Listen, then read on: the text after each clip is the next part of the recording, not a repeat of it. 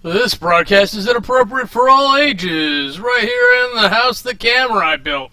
Let's get this party started. I am Kamurai! Welcome, welcome, welcome.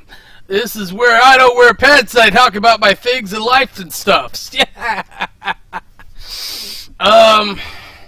I've been trying to think for like the last half hour where I'm going to begin. I will begin with... This is normally something I would discuss on WatchSpot, which you can find on Jam on Toast 528 on the YouTubes. But I normally don't do subtitles for anime. I get there's been very rare exceptions. And Sword Art Online was the first one in a long time. Before that, it was Naruto.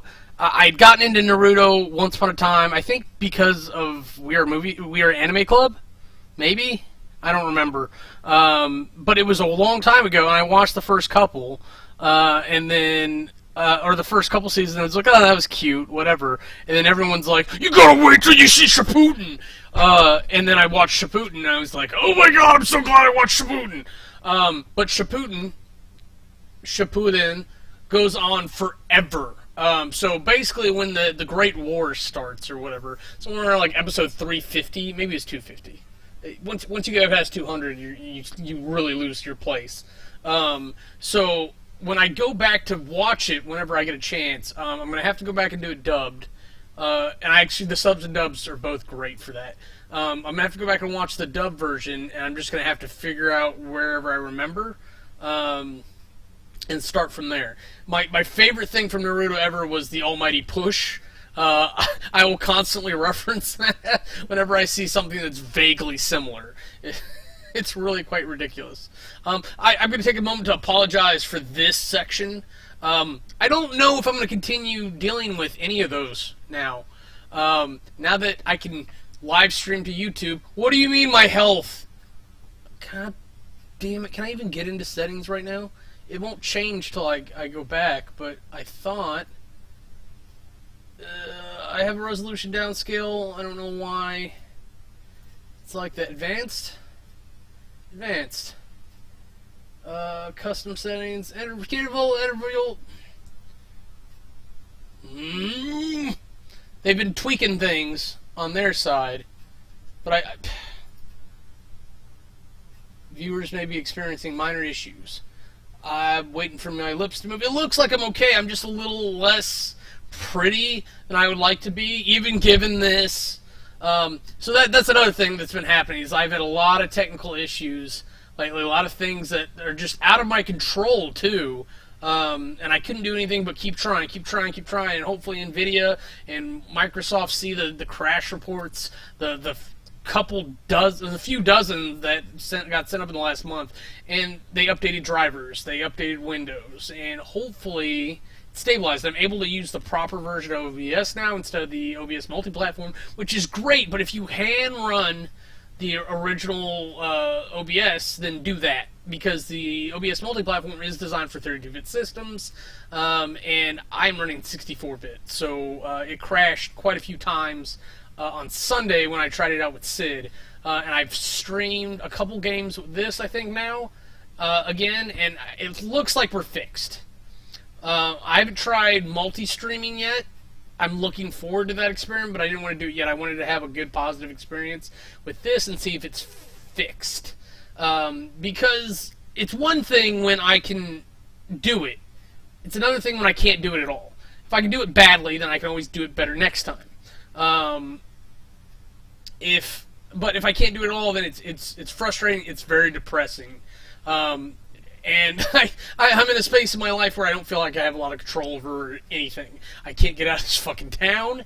I had a job I hate. The romantic situations are weird and sparse. They might still be whatever brief stints in that direction. They're good, but I don't know. Yeah, that's basically what they are right there. So... I've just been really depressed and not motivated. I've been struggling to get myself to do basic things lately, and to be quite honest, I've just not been in a good headspace for a lot of things, but I'm trying to find things to motivate myself and then just keep myself from getting knocked down. So if in my personal life that I don't like that it's buffering. In my personal life, if I can gain control over some things and be able to do some things here and there, then great. Soda Pop Miniatures has finally told me. I don't know if they've read all my emails, but they finally responded to the second email I sent. They didn't respond to the first one at all about my order and everything, and that was probably the nicer one out of the 3 or 4 I sent over the past month and a half, because it took them, like, I placed an order with them on August 31st. If you were lucky enough to do that as well, you could have gotten all the second wave Forgotten King stuff, except for Twilight Night, and then I chose to get a couple other items through Amazon because it was cheaper, even though it was through Soda Pop and Ninja Division. So I did those things, but it's set with, like, for a month processing without any word like, hey, we don't have these things in stock. They weren't supposed to be up. We have to refund you. That would have been acceptable. I would have totally been like, oh, that's cool, whatever. If they didn't refund my money, I'm just going to turn around and spend it with you again, but let's get the stuff rolling. I could have gotten everything that I ordered in that order other places, whether it be through the Soda Pop Miniature store, through their Amazon, through Ninja Division's Amazon, or eBay for the rare things that aren't actually out yet, like Goro. I was this close to just buying him just because. But if I'm having trouble communicating with Soda Pop because they're backlogged, they bit off more than they can chew. They can't handle their lives right now. If they give me a job, I'll come help. I'll answer emails. I'll do bitch work so that they can get the rest done. They just have to pay me enough. I'm not going to put a number out there, but enough so that, like, I can live and help them out. That, like, I would totally do that. Because I was, like, their biggest fan. Not the biggest, but, like, I was a huge fan. Super Dungeon Explorer is by far my favorite game. I have every expectation that Ninja All-Stars is going to be as good as Blood Bowl. Yes, as good as Blood Bowl, if not Super Dungeon Explorer. Because Blood Bowl is probably my second favorite game, honestly. But that's one of those nice things that cross the board game, video game line, is I prefer playing it on computer because it's a fuckload easier to deal with. Having to memorize all those rules. And Blood Bowl has a lot of moving pieces and a lot of nuances. I've realized, trying to teach a couple of my friends how to play, it is not an easy thing to teach. And maybe that's something else to discuss on the play spot on, man, I swear I'm going to get better at this one day. Gaming Division 528 over on the YouTubes. So horrible. That and Fallout Shelter is taking a horrible grip on my life. It's very bad to give something you're not enjoying this much attention. But I will talk about that more on the play spot. I think I just spoiled it, but no one watches any of their show anyway, so whatever. But I have every confidence that Ninja All-Stars will be fantastic, and I'm really looking forward to when that comes out, probably next Christmas. If the Forgotten King was any lesson, and my fucking rage over Tonto Curry is any indication, then Ninja All-Stars, regardless, because I think it says May officially. We'll just let that run. Because it says May officially, I've delayed 6 months, so that means November, and then we'll do a month for safety. That's not 6 months for safety, that's 6 months realistic. Because Tonto Curry was supposed to come out in April. I think they're fucking liars, Japanime Games. I think you always plan for Oktoberfest to come out in October. and you were just making shit up to placate the populace so you could lie to us to get away with it. That's honestly what I think. So fuck them very much. Oh, hey, Alan. Hey, buddy. Took me a minute. I didn't realize there was something in my chat. I was like, oh, that's what that looks like. You were the first person to smile in my chat room. Thanks, buddy. Okay, so Japan Anime Games is a bunch of assholes. I have added this to my routine. I have to show this in order to do this. There's lots of gaming stuff, but it's kind of how I rule my life now. This is Barbarossa. This is one of the most horrible games I think I've ever seen. Not because of the mechanics. Beautiful mechanics. Mostly because of, like, there's that, and that's nice, but that's to placate you from the fact that that's what the backs of the cards look like. Because haven't you ever wanted to be Germany in World War II as hot anime babes? Oh, don't worry, we're fighting Russia, so it's the least horrible part of that horrible war.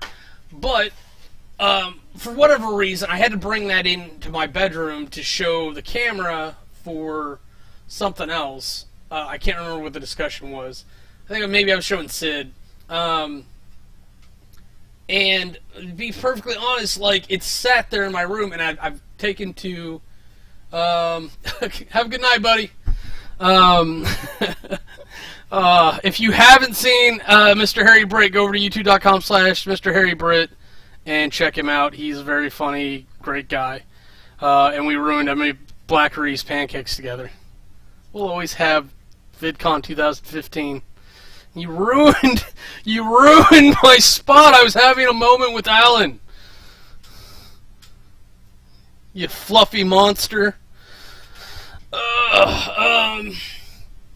Okay, so it's just become like I'll take a minute to look over at Barbarossa and just be ashamed because it's the game that I hate to love. And I thought Tonto Curry was going to be that because that's done something else to me too. Like, because whenever I get a chance, I'll play that on my iPad because my physical copies are in what's it called, escrow, for whenever Japan Anime Games decides to ship me my Oktoberfest stuff, because I bought the original ones with that because I wanted to help the Kickstarter campaign like an idiot instead of just buying. Well, they weren't available at the time too. That was the thing. But since the Kickstarter happened and I donated, they re-released everything as part of the Kickstarter. So you know what? When those hit the market again, that was probably when Oktoberfest was actually ready. The only thing good about Japan Anime Games being a bunch of assholes is that at the end of September, when they want to release it, ship it to us, there should be no shipping problems because they should have everything packed and labeled and ready to go. And they're just like, oh, shouldn't we ship those now? Yeah, let's go ahead and do that. So hopefully that goes off without a hitch. We won't have the problems that we've had with Forgotten King. Now, Forgotten King was miniatures too, so you have pieces that can fall off and cards that can be missing and tokens and such, and lots of hectic nonsense there. But I'm looking forward to completing the set until we can get Beatrix and Jack. I've been going back and forth because I've got an idea for a thing that I'm calling Super Dungeon Adventure. Whether or not that's a thing is debatable. Because I think there is something called that, but it's something else. So I think under copyright/trademark laws, I would be fine. But as I may or may not be doing anything with it, that's what I'm going to call it for now, is Super Dungeon Adventure. My concern is that I'm going to have to play it on the computer because I need to enlarge the maps for Super Dungeon Explorer in order to do it. And I can't find a cost-efficient way to do it on the table. And I think if... yeah, goodbye. Oh, jeez. I think I can do it in Tabletop Simulator. But that basically requires making the Forgotten King module myself. So excited about that prospect. And adding it on there for everyone to use. Which is exactly what I do with it. I'm going to bother to make it, then I'm going to bother to put it out there for everyone. And then that's the weird thing, is the Forgotten King module would not be compatible with the Prime, the first edition Super Dungeon Explorer. So you have to make sure that that's obvious somehow, and then include the original thing. So I'd have to take the original and then mod it and then re-release it, which I think is technically bad, but I don't think they'd care if I did the work. I don't know, maybe I should hit them up. That was a noise. Yeah, the cats have decided that they like the cabinets for whatever reason. So late at night, when everything's really quiet and I'm trying to sleep, I'll hear, like, the cabinets are rubber banded so that they can't get in. Obviously, I did it wrong. So you'll hear thwack, thwack, thwack with the cabinet being opened or closing because they're trying to get in and they're not doing it right. Or, like the other night, CT, you beautiful, mean little cat, got in there, got into some plastic bags, and couldn't get them off, so she was running around the apartment, running away from bags that were chasing her, and I think eventually she slashed them off of her. But that was a really funny thing to wake up to in the middle of the night, I'm just saying. Okay, so more positive things, because I'm super excited about it. So yeah, so I did want to mention. Oh yeah, that's okay. That leads me to one of the things I want to mention. Jen, mayhem_muse on like almost everything from the Weirdlings, put out a tweet earlier that I'm literally going to contemplate this, I think, forever. It's like the question was basically, why do we write? And you'd expand it to, why do we do anything? Why are we compelled to do what we do? For her, it seems to be music. She does lots of artsy stuff. She's a model. I will get back to you, I promise. What was I going to say? Oh, Jen, so I never questioned why I design games. I never really questioned why I write little stories and stuff, even if it doesn't go anywhere. Like this, I know why I do this, and it's not to make money, it's not to be famous, it's to give myself a little bit of agency, to do something fun and interesting. But why is that fun and interesting is really what that question boils down to. So, like, there's this deep contemplated question, of philosophy, really, of why we do things. And it's very interesting to me that we have that sort of thing going on. I just noticed that over here, my Twitch is Kamurai 25, and these things are Kamurai 25, and it's starting to bother me. So there's OCD for you. So I don't know if now I'm going to fix it where, like, I just move Twitch over, or I get rid of all that corner entirely. Maybe I'll do both, and I'll have them as options. I had a point. So yeah, so thanks Jen for that. I'm gonna have to reiterate that thank you tomorrow. Hopefully we have a little meeting and that will go well. Also, Mary the Knitting Dev, who I'm gonna think of her every time I do this now, because I liked this and then she didn't. So she made us think about it on her video. But she started doing board game videos, and I really like them. They're really succinct. It's just a quick description, a quick how to play, if that. Yeah, so, and she's basically talking up the mechanics and the aesthetics a little bit, and then she goes over 3 strategies. I like the Mio Trio bit that she's doing. It's a nice touch to her personality for this sort of thing. And it's nothing that I would necessarily include, but if the dream comes true and we ever do a video together, I will be happily have my 3 strategies, and more likely 2 of them will match, or at least one of them will match one of hers, possibly 2. But I can't imagine we would have 3 for 3, this is how you play this game, because if you ever have that for a board game, I think you lost when you designed the game, because one of the major differences between board games and video games is that board games, you are always playing you. For board games. Now, you get into role-playing games, it's another thing, but board and card games, you're always playing you. You're always playing to your style. You've got a flair that your inner monster wants to follow. So, when you're playing a game, that's what you do, and there are things that work and things that don't. So if there's only one way to play the game, then it's not necessarily so much fun. A lot of the fun for introverts who like board games is that they have an avenue that they can take charge and be the hero in their own world, or the champion is probably a better word, and overcome others. In competitive board gaming, in cooperative board gaming, maybe the motivations are a little bit different. But some people play meaner than others. Like, I don't like playing in board games. I don't like to play competitive as much as I like to play cooperative, which is really fucking weird now that I think about it, because whenever I always have this revelation, because whenever I play Super Dungeon Explorer, I'm always the bad guy, and then occasionally I'm also the heroes, but which I really need to do a playthrough Forgotten King. Maybe when I get the new stuff in. I don't know. I'll have to see if there's an interesting squad I want to use. I definitely want to try... You know what? I think I may try the ones that, like, I'm unsure of and see if they work together.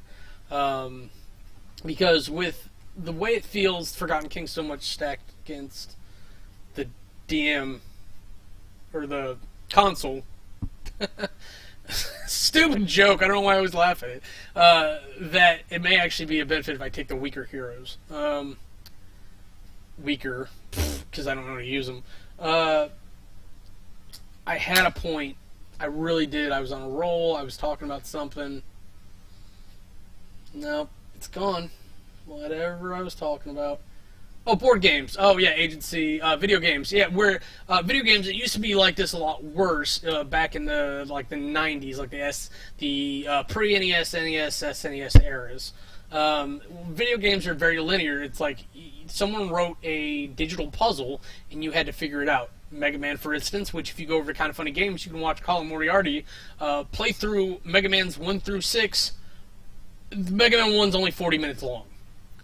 If you do it right, it's 40 minutes. I had no idea. I think Mega Man 2 is just an hour, and I think Mega Man 3, which is notably a long Mega Man game, is like an hour and a half. I had no idea those games were so short. I spent hours tilting at those windmills because you had to do things exactly right or use exploits. It's always the thing. And so it was a linear fashion. 2D platformers are performance-based reaction gaming. A lot of FPSs are also like this. There are 3D platformers that do the same thing. Not my bag. I grew up tilting against those windmills. The games I really liked were in-depth, long JRPGs. Particularly Final Fantasies. I played Final Fantasy VI, I can't tell you how many times, because there was such a lack of other games. Secret of Mana, even though it was an action RPG, really loved it. That's going to be a thing. We're going to talk about some throwbacks to video games back when on Sunday. That's got to be a thing.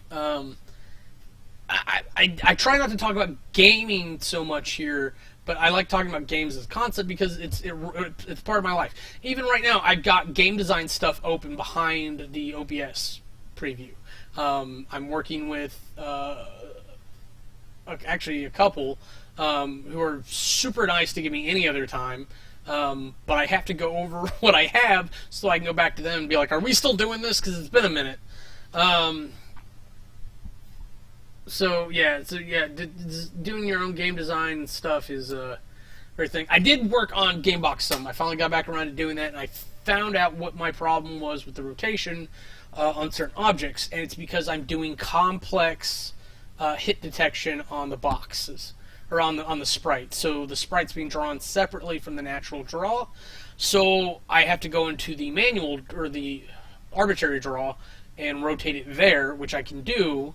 But because let's take the simple case, is there's a rectangle, and then there's a box up top, and there's 2 boxes on the bottom, and I have to manage to rotate those with, so I've got to redo the math that I did to get...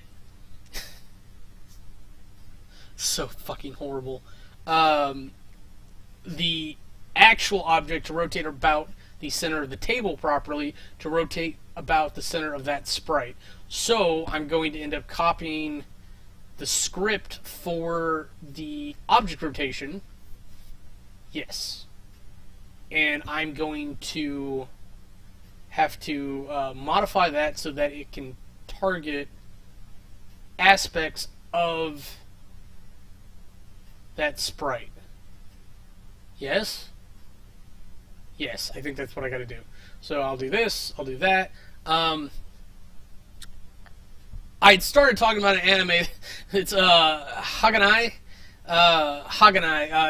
It's got a much longer Japanese name as well. It's essentially Boku wa Tomodachi Susengakai. Super interesting. I don't know why I like harem anime so much, but I think it's because a lot of my early anime were harem anime, like El Hazard. I watched a lot of El Hazard. Supposedly I watched the wrong one, but that's always up for debate. And Ranma, of course, which was really good dual harem anime. Because everyone was after Akane, too. But this is really interesting. I think it has a trans character in it, which is nice, and it looks like we have a repressed lesbian as well, which is interesting that even though it's like super Japanese, it's hitting these demographics. The main character is actually half Japanese, half English, and is thought to be a hooligan, so that's neat too. But I can't recommend that stuff enough. I'll talk about it more as next Tuesday on the Gaming Division. But part of what I want to talk about that, and I'm blaming Tano Curry because I like that game so much, is I think I've developed like a maid fetish. Because maids were never like a thing that like I was like, oh, that's sexy. Oh, I like servants. Oh, dust that for me, and have a power thing. Like that, it's not that aspect. But I have discovered that I like the idea of like an apron on a woman and nothing else. I think that's a sexy, like, lingerie type deal. It's not quite lingerie, and it's not naked because you can't see as much, especially depending on how it's displayed. But that was made apparent to me at some point. And then maids wear aprons. So I think like it's linked in there along with my exposure to Tano Curry and the fact that Tano Curry is well met in the idea of doing that. And a lot of games, especially orojis, would like not. I honestly haven't played that many. Use maids, and they're typically in either a power or a sexy fashion, which is always funny to me to see the maid be in the power position because the maid is naturally a subservient position. So I like that juxtaposition. That just plays with my brain happy and nice. I think Tano Curry's just put that in my head at this point, because you put sexy anime chicks in maid outfits and eventually like it just bleeds over. And that's fine. I don't care. I'm not gonna seek out things and like ask future girlfriends to dress up like a maid for me. I might ask for the apron thing, but we might be going farther than inappropriate at this point. Not that I mind being personal or intimate or inappropriate on here. That much should be clear. Let's see. I did want to touch on one other thing. I'm trying to think if I cinched up points from earlier, because I have a habit of talking and then tangenting and then forgetting what I was talking about when I tangented, so I'll jump to a new thing. And if you look at it as a programming principle, that is a horrible fucking thing to do, and I would never do. I'm super anal. If you want a quick programming lesson, let's start at the top of the screen. That your program should do a thing. Oh, look, I have to come over here and do this, and then I'll come back and I'll keep doing the original thing. Now, if you come out and you do this, I should be doing it to your right. I apologize. And then you go, oh, I still need to do another thing. You just keep branching out, but eventually you bubble back and you return to your main line, and you finish your execution, even if that execution loops back to the top. It's just how you should do things. It's proper programming principles. It's super basic, and it makes it easier to follow and debug, and it's actually good rules for life. In fact, it's probably very good rules for conversation, but programming is a very artificial, digital, man-made thing, where a conversation feels to be a much more natural, flowing thing. Especially since I don't have anyone to keep me in line when I'm talking to the camera. Even if I have lots of people in chat, they're not going to keep me in line. They're going to be probably talking to me about things they want to hear or talk about themselves, which is fine. They're just going to cause more tangents, and that's okay, because I can handle that. But real life, those are the conversations I really enjoy. We'll be talking about one thing, and then it will naturally lead into another, and we'll talk about that, and it's a continuation. And then at some point we'll go, weren't we talking about monkeys earlier? Which brings me back to the point about why I mentioned Mary in the first place. See, I knew I still had one there, because I knew it was going to lead into my other thing, which is why I didn't want to talk about it yet. Mary the Name Dev, such a sweet lady, really good person as far as I can tell. Like had put something like a notice out there for like a suicide helpline or whatnot, because everybody deals with stuff, and if you ever lost anyone at all, let alone to self-harm or whatnot, you kind of can relate to the idea of wanting to help people that are like that. And I want to help people like that before they get there. I have really mixed feelings once they make the attempt, because there's this huge deal about whether or not they're doing it for a cry for help, for attention, or they were really doing it and they just messed it up. Those are the real people. Because like part of me is like, well, if you really meant it, you would have done it right. But occasionally these people, even at that point, need our help. So it's one of those situations, just like normal life. I have a hard time discerning truth from lies, because to me they look the same most of the time. If I can defeat it with logic, then it must be a lie. But even those, you can't logic out human intuition most of the time. But she was sweet enough, and I shared a thing, which I will restate here, that occasionally I do feel like a monkey who's afraid of bananas. Particularly with pretty women, because like, they're not, okay, maybe they're not the best thing, they're not things, one, but like, just in the expressional term, like, that's like the best thing ever, right? So why should they be intimidating? The best things are scary. It's a fact. Like, I have a chance to go do a thing, I have the risk of messing that thing up, the reward being the thing itself.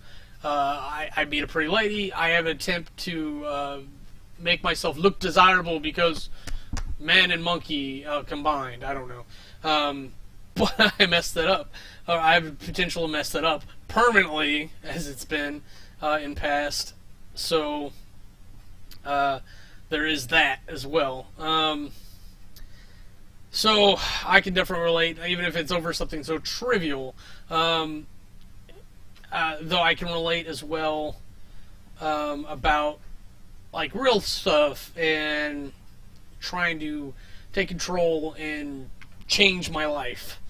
I know what I want to do. The path to get there is filled with blank spots that I don't know how to do, because they're very specific to my instance and not necessarily something we can generalize and expand on. So I have to get everything that I'm working on to points where I approach one of those things and then research and probably ask for help, which I'm doing on certain levels, and hopefully the HTKB Simple Game Suite will be one of the first things that really get there. And I very much appreciate my friends caring about it at all, because I don't have a payroll to give people yet. If I win the lotto, that'll be another thing, but until then I can't do anything. I swear to God, there's probably right now Even right now, there's probably at least a dozen people that I would want to immediately hire for various jobs, and probably about 6 companies I would like to launch under the conglomerate umbrella. Probably 3. Is it 3? I can't remember all of them right offhand. But there's at least 2 that I know for sure would share many of the same resources, and then the third one can actually share some resources amongst it.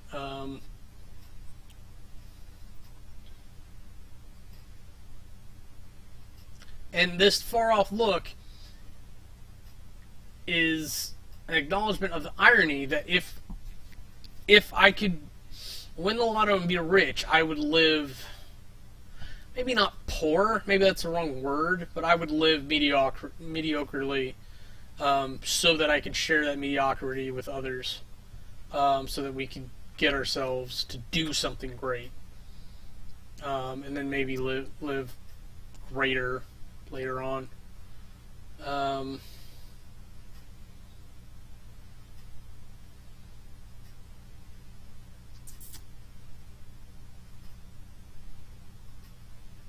Sorry, it's important to have dreams. It's important to have goals as well, though. And like, it's just, I know if I won the lotto, I know that I could invest it. I know I could keep a minimal amount for myself, so that I could free myself up and pay myself just enough to get by, over the years, the next following years, to get certain things done, and then hire on other people to do things with me. And I would think I would make a point of it, of us not having to live in the same city, let alone time zone. Yeah. And make a point of working, using the power of the internet to work together. I don't think I'd be big on flying other people around. I think that'd be my biggest thing. It'd be like, no, if I'm going to pay you if you want to fly here, unless you're going to move here, and then we'll talk. But I think I might fly myself from location to location, maybe. But I think I could do everything that I really want to do from a house. I may have to section off part of the house to do it correctly, so that I have indoor sets.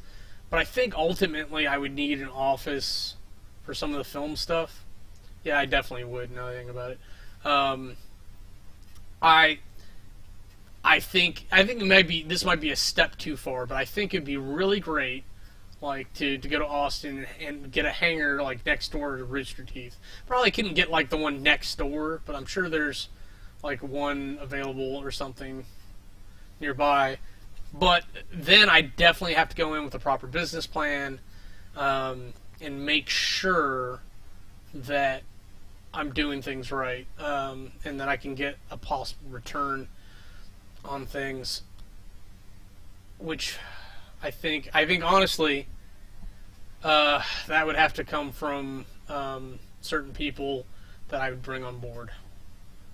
I hate saying that, but I think that's where my guaranteed returns come from. Because I can do ideas, I can do work. I hate fucking marketing, and I would rather do production, development, and business than relations. Yeah. So I'm gonna go daydream off camera because this could go on for a while. Oh, I almost forgot the banana thing. I got to try banana-flavored Twinkies recently. It's the damnedest thing. They're actually good. They're not as good as regular Twinkies because the sponge cake, I think, is what's actually flavored. So it taints the expected taste. But it tastes like bananas, but it tastes like 1950s bananas. And if you don't know what I'm talking about when I say that, bananas have been not genetically engineered, but agriculturally engineered, which is an important difference. So that they're not the same bananas that we used to. The breed of banana that we used to have, very commonplace, is actually extinct. If you ever have like a Runts like, or a Smarties, or basically any candy, like Laffy Taffy that's banana flavored. That's what a 1950s banana tastes like. Those, you can't get those bananas anymore, so they preserved the taste because the original formula was made back when those were the standard bananas, and they preserved that taste ever since. And I really actually like that taste of bananas. The new banana taste is good, but they're not my old style bananas. And I say 1950 because that's the last time period I know they existed. They might have existed as far as the 90s, but somewhere in the past 60 years, they went extinct. They're gone. Or you can't get them in sufficient enough quantities for mass distribution. There's like a sickness or something. The trees got infected, so they had to produce bananas that didn't get sick. It's the same thing with the Irish potato famine. Because that potato was acceptable, they bred a new potato. Bred may not be the right word, but they bred a new potato and replaced it. So now, the potato that any potato you eat now is not the potato that lost in the Irish potato famine. It's just not. The other cool thing that's related to that, before I go, is carrots. If you didn't know, carrots were originally purple. Orange is not a natural color for carrots. They hybridized them. No. There's cross-pollinated? I don't think you cross-pollinate carrots. Whatever. Carrots were originally like much smaller and purple. And then there were a couple variations, and they managed to breed out like white ones. I think they're not blue, but there were redder carrots. And then the type that just took hold the best and yielded the biggest size were the orange ones. So they continuously kept cross-pollinizing those, and that's what we got today for common mass distribution all over the world, which is amazing. So now, most fruits and vegetables that you see, that you would see anywhere all over the world, is pretty much what we're going to get. They're all not immune, but they're hardy against international diseases. Or for places that we know about, they prevent you taking the fruits and vegetables places, which can happen. That's why you don't see fruits and vegetables on planes, or you're not allowed to off-board with them. I think you can bring them on and eat them, but you can't bring enough that you would actually contaminate local populace. If you're familiar at all, there's similar rules with like pets and animals and things like that. Japan and Australia have places that are overrun with cats or field mice because people are dumb. Alright, so on that note, I'm going to go. So until next time, I am Kamurai. Have a nice day. If you want to see anything else from us, go ahead and click the annotations, and it'll take you to our other channels. Thanks for watching.